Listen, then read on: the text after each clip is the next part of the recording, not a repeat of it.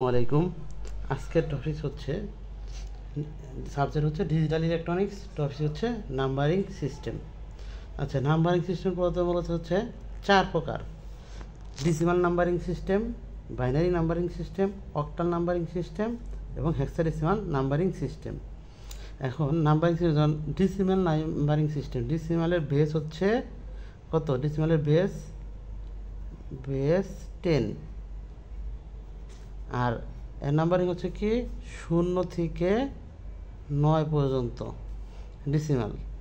আর binary, বাইনারির base কত? বাইনারির base হচ্ছে 2, এটা হচ্ছে কি 0 আর 1। অক্টালিং নাম্বারিং সিস্টেম, অক্টালিং নাম্বারিং সিস্টেম হচ্ছে বেস হচ্ছে 8, আর এরই হচ্ছে 0 থেকে 7। আর হেক্সাডেসিমাল, হেক্সাডেসিমালের বেস কত? হেক্সাডেসিমাল নাম্বারিং সিস্টেমের বেস হচ্ছে 16।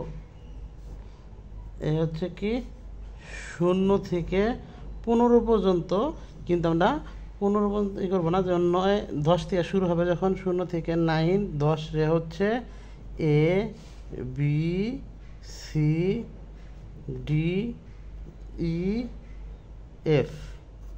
এ হচ্ছে 10, বি হচ্ছে 11, সি হচ্ছে 12, ডি হচ্ছে 13, ই হচ্ছে 14, আর এফ হচ্ছে 15।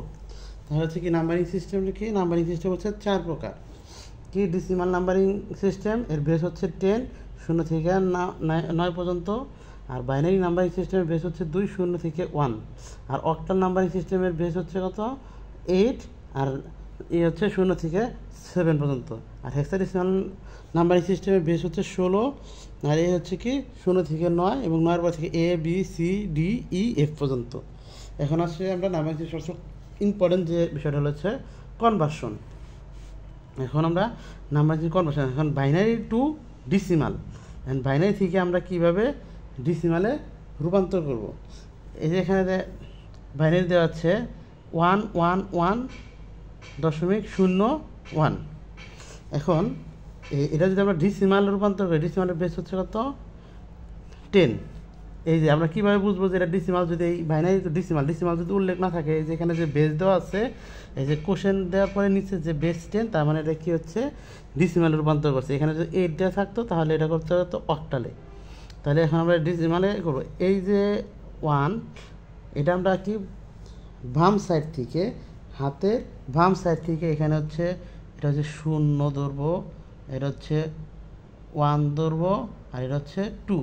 আর দশমিকের পর হচ্ছে কি হাতের ডান সাইড থেকে এটা হচ্ছে 1, এটা হচ্ছে 2, এই সাইড থেকে যাবে, কিন্তু দশমিক পরে 0 হবে না।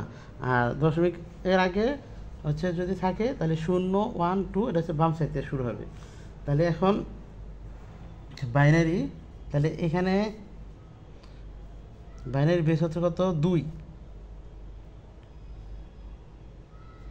1 গুণন 2, এটা হচ্ছে এই 0 প্লাস 1 গুণন 2, 1 প্লাস 1 গুণন 2, এ হচ্ছে 2। এই যে আমরা ব্রেকেট আটকাই এটা।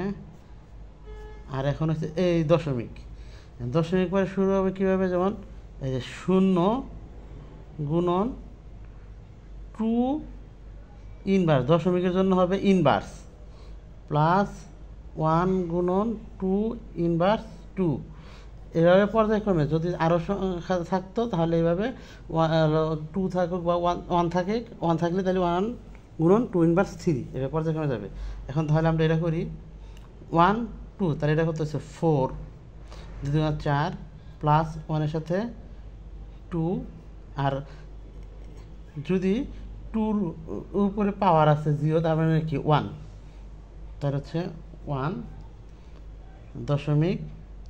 এখন আমরা দেখি 0-র সাথে যা গুণ করবো তা হচ্ছে 0, প্লাস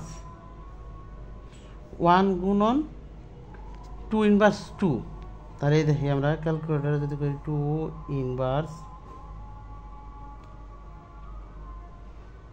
টু 0.25, তাহলে এটা কত হইতেছে 4.2 প্লাস 1, তাহলে 7 পয়েন্ট, আর এই যে দশমিকের পরে এটা কত শুধু 25, এটা হচ্ছে কত 10, এই হচ্ছে অ্যান্সার।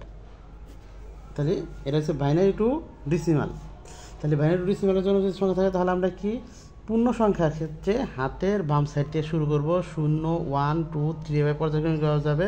আর দশমিকের পরে থাকবে হলো -1, তারপর -2, 3, 4, এটা হচ্ছে ডান সাইড থেকে দশমিকের জন্য। আর এই যে এখানে আমরা এই ধরবো, যেমন 1 গুণন, এই যে এই সাইড থেকে শুরু করব 2 টু দ্য পাওয়ার 0, তারপর প্লাস 1 গুণন 2 টু দি পাওয়ার 1, 1 গুণন 2 টু দি পাওয়ার 2, এখানে যদি আরও 0 থাকতো তাহলে 0 গুণন 2 টু দি পাওয়ার 4, এইভাবে যেত। বুঝলেন? Octal two decimal. এখন অক্টালের বেস কত? এখানে বাইনারির বেস আসছিল হলো 2, এখানে অক্টালের বেস হচ্ছে, আমরা আগে বলছি অক্টালের বেস হচ্ছে 8, তাহলে এখানে আমরা 8 দিয়ে এটাকে আমরা গুণ করব। এটা সেম ওই পদ্ধতি, 0, 1, 2, আর এটা হচ্ছে -1, -2। এখন যদি করি, যেমন 7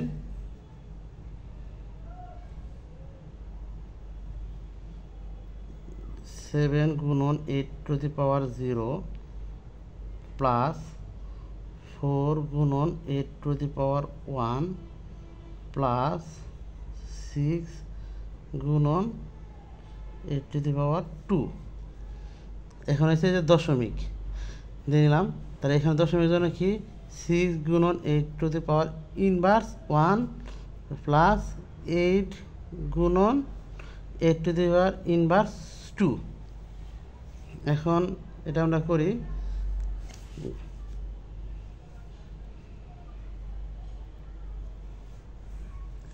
6 8 8 64, 6 গুণন 6 4, তাহলে আসছে হলো 384, 384 যোগ 4 8 32 যোগ,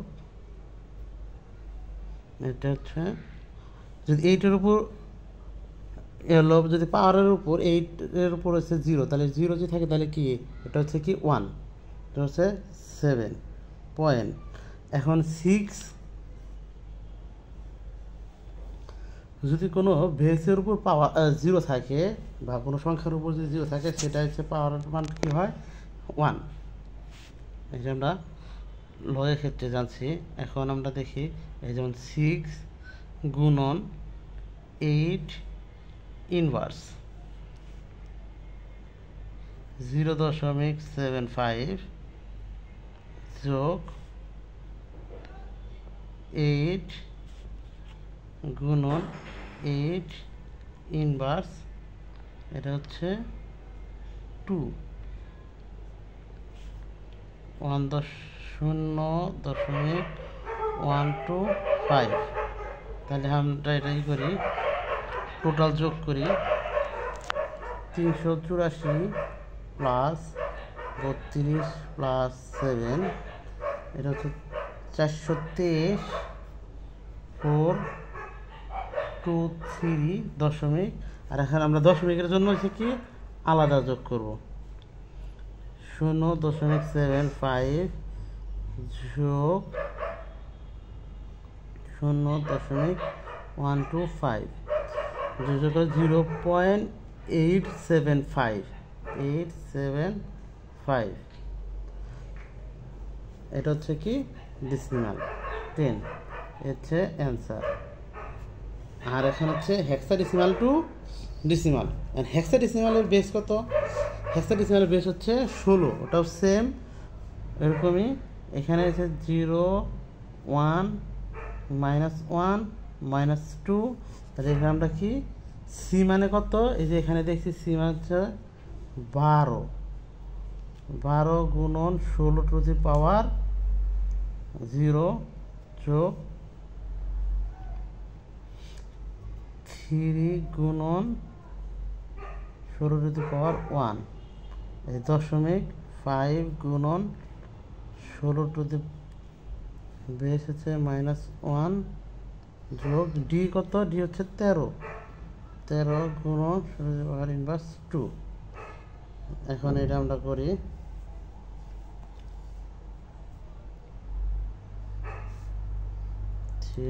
গুণন 16 48 48 যোগ 12, এই যে 16-র উপর 0 আছে, পাওয়ার হচ্ছে 0, যদি 0 থাকে সেটা মান হচ্ছে কি 1। এখন 0.5 গুণন, এখন আমরা এই যেটা করে দেখি 5 গুণন 16 ইনভার্স, এটার আবার হচ্ছে 0.3125 যোগ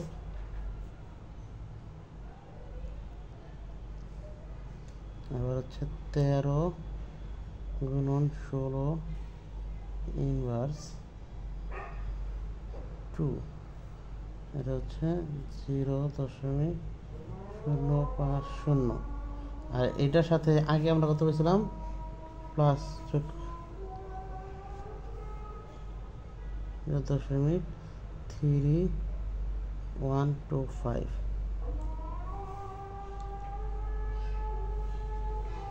আচ্ছা দেখি এটা ক্যালকুলেশনটা আবার করে দেখি, 5 গুণন 16 ইনভার্স যোগ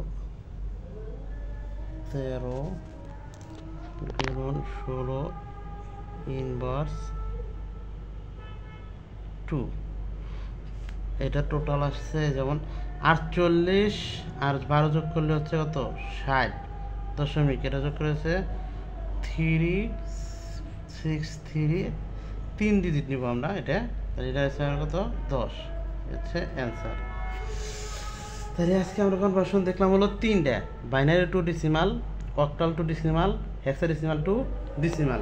তো আমরা প্রত্যেকটারই আগে হচ্ছে কি বেস দেখব, ওই বেসের উপর যে আমরা পাওয়ার, এটা হচ্ছে কি যে পূর্ণ সংখ্যা থাকে সেটা হচ্ছে হাতের বাম সাইড থেকে শুরু হবে, আর যদি দশমিকের পর হাতের ডান সাইড থেকে শুরু।